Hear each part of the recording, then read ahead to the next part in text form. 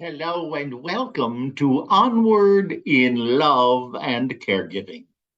I'm Greg Johnson. I'm the president of GJP International, and I want to welcome you to this continuing series where we come together and have the opportunity to talk about my favorite subject, family caregiving.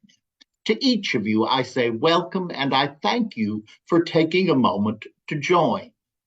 The Friday program this year in 2024, we've been dividing between one week, which is this week, a specific topic in caregiving. Next week, we will return to Peace Be Still, prayers and affirmations for family caregiving. And that so perfectly shares where we are in a series that we're doing, literally going back and looking at. Welcome to the world of family caregiving. Since the beginning of the year, every other week, we've been taking steps in caregiving because it's extremely important. First of all, with a program of this nature, which I am so grateful has a worldwide audience. Bless you wherever you are, and thank you for joining us. I hear from you throughout the week because of time zones and that sort of thing. It's a wonderful opportunity to come together. But I'm always conscious, particularly at the beginning of the year, when people make resolutions, when people look at their lives, when they consider where am I, what am I doing, and become often too judgmental. We'll be talking about that. But I like to take a time to remember that there are new people, people who have just entered the world of family caregiving. And therefore, I like to go back and review. For those of us who are in the middle of it, or those of us who have concluded a caregiving journey before we jump into something else or helping someone else. We don't want to jump into codependency. Remember, we don't want to hide ourselves in caring for this one and caring for that one and never looking at me, looking at where I am in this entire process. And that's very much what we're going to talk of today. But what we've been doing is we talked welcome to family caregiving. We talked about the word family, family of choice, family of origin. Then we talked about the many faces of family caregiving. And then for 3 weeks now, we're in the second, we're taking a look at principles of self care, physically, emotionally, and spiritually. 2 weeks ago, we talked about the physical. And so this week, we're talking about the mental and the emotional. I often like to talk about this segment of the program as tools for wholeness. I'm going to suggest things that will help us emotionally and mentally to not only go through, but to grow through. Remember, what happens to us or to our care recipient, which also involves us, isn't the piece that really matters because by the time it's happened, by the time we're aware of it, it's history, it's a fact. So it's not what happens to us, but it's how we react to it, how we go through it. And my goal is that we grow through it. Now, we make successes and we have problems with it, but it's about growing through this experience known as family caregiving. And so we want to talk about that because it's very interesting. Before I go into the tools, I just want to say this because I think it's very important for us to realize this, particularly with the prejudices around emotional and mental health. Ridiculous, but they exist. Just as we go to a doctor, a physical doctor, a specialist, as we go to a dentist, as we go to any of the physical needs, we go to a specialist. We go to someone who's trained in it. And we then go from caring to getting something that will help to cure the situation. We go to a doctor. We go to a person trained. My friends, wherever you may be, whatever your background has been, there are therapists, there are psychologists, there are clergy, there are coaches, there are many, many people professionally trained to walk with us. Now, I'm going to make a statement that may shock a few of you. I doubt that anything I could say could really shock you because you know I'm very open with all of you. This is a conversation between all of us. And if I can't be honest, I can't expect you to be honest. And what is it ultimately? It's pieces of you and pieces of me that put us all back together because we see brokenness and we get wholeness. As we set the leg, we go to the doctor.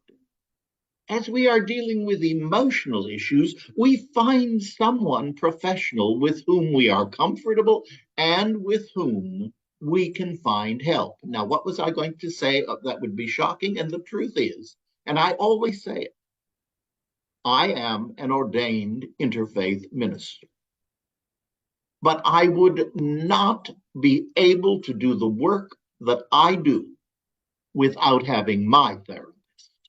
I need that person to whom I can go, that person who knows me inside and out, that person to whom I can say, I just don't get it.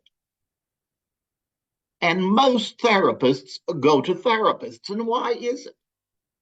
People who are therapists, people who are clergy, people who are helping other people, and that includes you, as we take in the burdens of others, as we hear the stories, as we hear the anger, the guilt, as it all comes into us from others.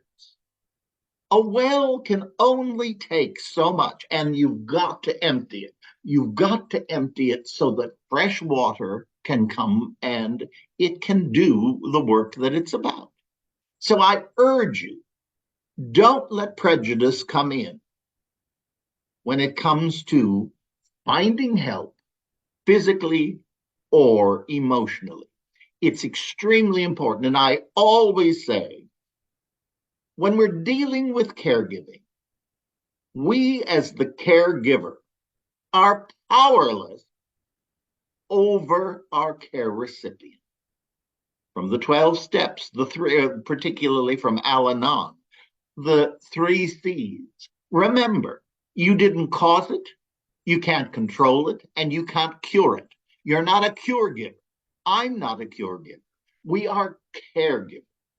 And that involves acceptance. We've talked about that recently in another broadcast. We accept the condition and we then walk with someone as we take them to doctors and therapists. And by the way, what I'm saying is not only for us as the caregivers, but it's also for the care recipient because they are going through enormous emotional situations, particularly those for whom articulation is difficult, perhaps on seeing, walking. All of those things add enormous burdens, and any of us knows how that is. I have had a year and a half of accepting the fact that my hip still is not perfectly good. It's good, I'm told, physically, but there's a great deal I still have trouble walking. That's not what I want to do. But nobody asked me what I want to do. And learning to accept that and being grateful for every step I take, for every broadcast that I get to do. That is finding the gratitude in it. So now let's go to some of the, what I like to call, tools for wholeness. When we feel broken, when we feel that, oh, we aren't doing it right. What can we do to emotionally help us? Well, one is finding a therapist, finding a person with whom we can talk one-on-one. We can do that by phone. There are telephonic sources. All of that is available. Secondly, learning to listen to hear. Now, that sounds strange, I know, but so often, and particularly with a care recipient, we tend to be listening in order to respond. Give yourself a gift. Listen to what they are saying, if it makes sense or it doesn't make sense, depending on what the disease might be. But we can always first and foremost parrot what they've just said back to them. And that often works in other cases as well. Because as we parrot it back, we're having a moment then to think of our response. But it's not that boom, boom, boom. Now, often in the words people will use, in the statements they will make, we will have a much fuller picture of what is going on inside of them. Just as if we listen to what we say, we'll get a better picture of what's going on with us. Now, one of my favorite phrases is soul searching. Now, we as caregivers need to find time. Most caregiving situations allow for that, quite frankly, because usually the care recipient is in need of some sort of sleep or rest. We as caregivers need to provide just a short amount of time for ourselves, me time, where we can be still, where we can just sit quietly. I even suggest that you don't pray at that moment, but rather be still and listen for the divine within you. Now, that gets into next week's talk as well, or in 2 weeks when we do spiritually. But taking time to do inward journey, and that can be done as simply as taking some very deep breaths. If you're in pain, if there is a physical part of you that's bothering you, certainly my hip has been mine. I will often take 10 deep breaths. I don't know why 10, but all exercises seem to be 10. I will take 10 deep breaths, mentally sending that air, that oxygen, that healing into my hip, things like this. And then let it go through the body and out. That can slow me down. It can put me back in perspective. And it can just lower, literally, I think, the blood pressure. So it's a very positive step. Meditation is another form, talking of breathing. There are so many meditations. Now, one of my favorite is, and I've talked about it on various broadcasts because it's one I do. It's one I just did a few minutes ago, well, a little longer than that. It's a shower meditation. I just stand under that water and let it wash everything away. When I've got a lot of concerns, and I've had a lot of them recently, questions. I don't know, do I do this? Do I do that? Where do I find that answer? I'm not certain, but pieces are coming together because I'm willing to be still. I take all the actions I possibly can, but then at a certain point, I need to stop. And the shower meditation is the best of them all because I just let it wash away all the frustration. Just wash it away, down the drain, down the drain. I send it to the good Mother Earth. And from here on the 14th floor, that's kind of a long journey for it. But it opens us up. Now, that's only one type of meditation. There are as many meditations as there are people, and we will be talking more of that. Another, with our computers, start a journal. Start journaling. Start writing your emotions. You're going to find this to be very, very helpful for you and when your particular caregiving journey has come to an end. It's going to be a source of great reflection and a source of you and me, because I do it, of looking at myself and saying, uh-huh, there's that I've got to be right me. I don't have to be right. I just need to be present. But we get so wanting to control. Part of that A-type personality. And each of us has a different personality, but journaling is a wonderful way of getting out of your head. The committees. Yep, yep, yep, yep, yep, yep, yep, yep, yep. Get it out. Write about it and let it go. Another is the gratitude list. See, these are all tools that bring us back to our center. Release the negative, release the fear, release the anger through these steps. And those are all emotional. Remember, feelings aren't facts, but we need to honor whatever the feeling might be. A gratitude list.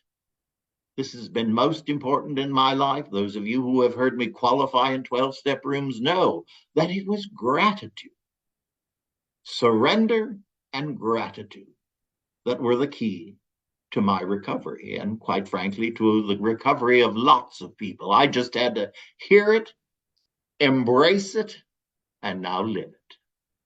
Surrender and gratitude. Being grateful. And it doesn't mean big, big things.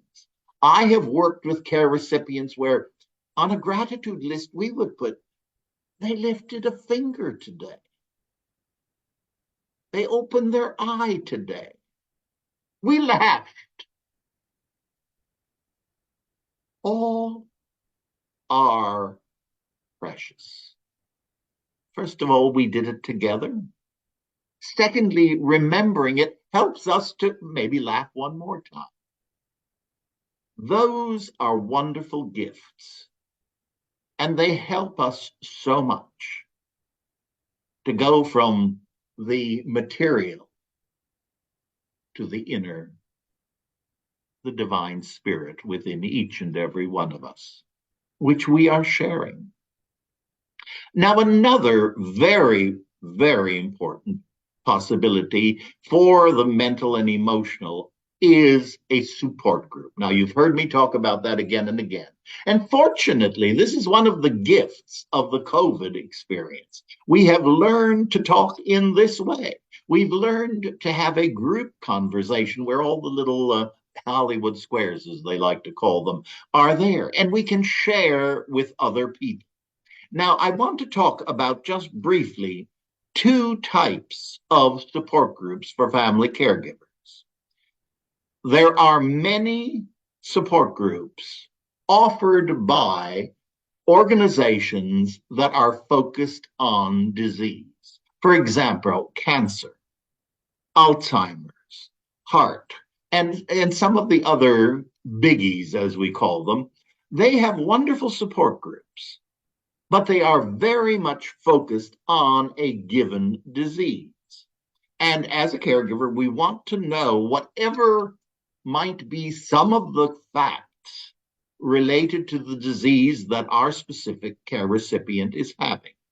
However, if your care recipient is not suffering from one of these comorbidities, being in a support group, yes, there are many things that you can learn and find of help, but it can also be very frustrating because that's not the world and the experience that is yours. And therefore, I urge you, and you can find these in your local groups. One of the ways, again, area agencies on aging. Google area agencies on aging all over America. And when you get to the first page, you put in your zip code, and you're going to get help and guidance to what's in your specific area. Area Agency on Aging, AAA, triple A's. That confused me originally too. But there are many non-disease specific family caregiving support groups. One of the great ones, and I'm totally prejudiced on it because she's one of my very best friends, and she's my co-author of Peace Be Still, Prayers and Affirmations for Family Caregivers, the book that we are using every other week, Reverend Dr. Marian Gambardella.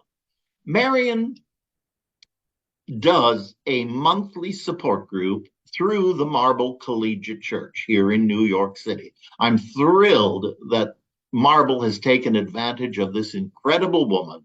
And she now resides in Florida, but thanks to technology, this goes on. So if you're interested in being part of this non-specific, and people rave about this, just simply contact the Marble Collegiate Church, marblechurch.org, and ask for information regarding the Family Caregivers Support Program, or contact Judy Tulin at the Marble Collegiate Church, and they will be happy to put you on that list. I am retired from that as a interfaith minister, but I am so proud of the work that's being done. And because it's online, it's something that no matter where you're listening from, you too can be part of it through the gifts and the wonders of technology. So I want you to remember that, because it is a very, very important thing. And another of the tools for wholeness, as I like to call it, is being aware that one of the most difficult parts of family caregiving, and we all know this, is that isolation can be very present. Now, many of these suggestions, and certainly the support groups, certainly talking to a therapist, a coach, what have you, a clergy person, those help to break that isolation. But it is extremely important, and I can't urge you enough to bear in mind, if you feel the walls just confining, make it your business to ask a friend. When someone says, let me know what I can do, what you can do is come and sit here for 20 minutes while I take a walk outside. Go outside, see the leaves. If it's cold, put on a warm coat. Talk to the homeless. There are a lot of people suffering in that way. Say hello. All the homeless people in this area, I know them very well. I like to be involved in helping them. It's another whole world, something that I learned when I spoke at the UN on that topic. However, it's extremely important for you. Go out and take some nice deep breaths. If it's raining, take an umbrella and go dance in the rain. All of those things. I live in New York, so you can do that. Nobody would think anything of it. We would just think, oh, somebody who wants to be in the theater or has been. New York is a show in and of itself. There's no question. But I can't urge you enough to do those things that you're caring for yourself. Now, these are a whole group of items that I hope will help you. That something may say, you say, no, that's not for me. But this, yes, I could do this. Well, that's the important part. You don't have to do it all. Do what works for you. But remember, in order for you to be that wonderful caregiver that you are, you've got to take care of yourself physically, emotionally, and spiritually. Now, I'm going to conclude with one of my favorite stories about emotional recovery. When we first created the Emblem Health Care for the Family Caregiver Program, I had said, may we use theater? And they said, yes, that was not a shock to them. And I asked them if we could commission a play, which we did, from Plays for Living. Now, this is an organization, part of the Antoinette Perry Theater Group, the people who do the Tonys. And it's been around since World War II. It's actors who do short plays, which then become the basis for our conversation. So I contacted Plays for Living. They wrote a script. We loved it. And it was entitled Caring for Me, Caring for You. From the very moment the title told the story of family caregiving. There were 4 actors. There were 10 characters actually in the play. But in the beginning, the middle, and the end, and this is what I particularly loved about the play, there were moments when the group, the 4 actors, were in support groups. Okay. Now, we were invited out to Long Island. One of the congressmen out there invited us to come for an event that they were having, and would we do the play? So we brought the actors and everyone out there. It was great, great fun. It was a delight that entire period. And then we taped it, and it's available on tape. I will post it later. But in the play, so out to Long Island we go. We had a very big audience. Um, and in the play, about midway through, there is an older woman. And all of a sudden, she's in the support group, and they say to her, "What's going on with you?" She said, "Get ready." She said, "The next time you see me, I'm going to be in the jail, murder one, because when this meeting's over, I'm going to go home and murder my husband. I can't take it anymore." Well, of course, the audience gasped, and the support group laughed. Because, of course, she wasn't going to go home and do it.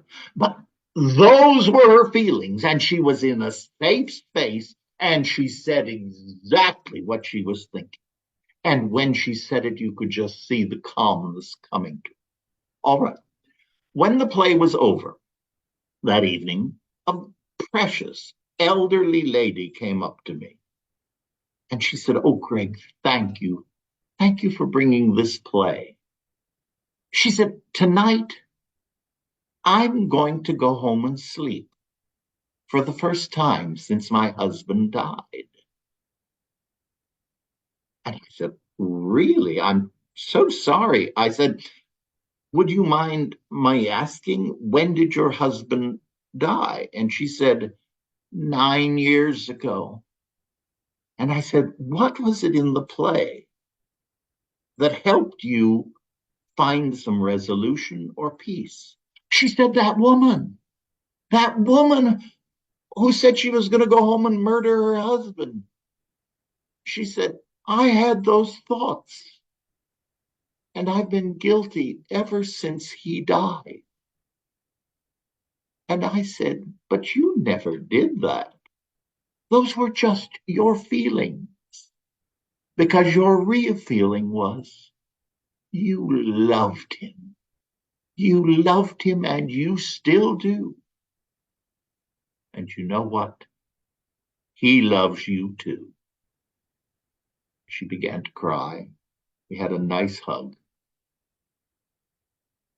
Feelings aren't facts, but we need a safe space in which to express them. Feelings aren't facts, no, but feelings need to be expressed. And to truthfully express them, we need someone to whom to express them safely. Pieces of you, pieces of me, put us all back together. Thank you so much for joining me today. I've so enjoyed visiting with you, sharing, and I pray that within what we've discussed, you can find some very special principles of self-care that work for you. And as we always say, onward in love and caregiving. Namaste. God bless. I look forward to seeing you real soon. And in the meantime, onward. God bless.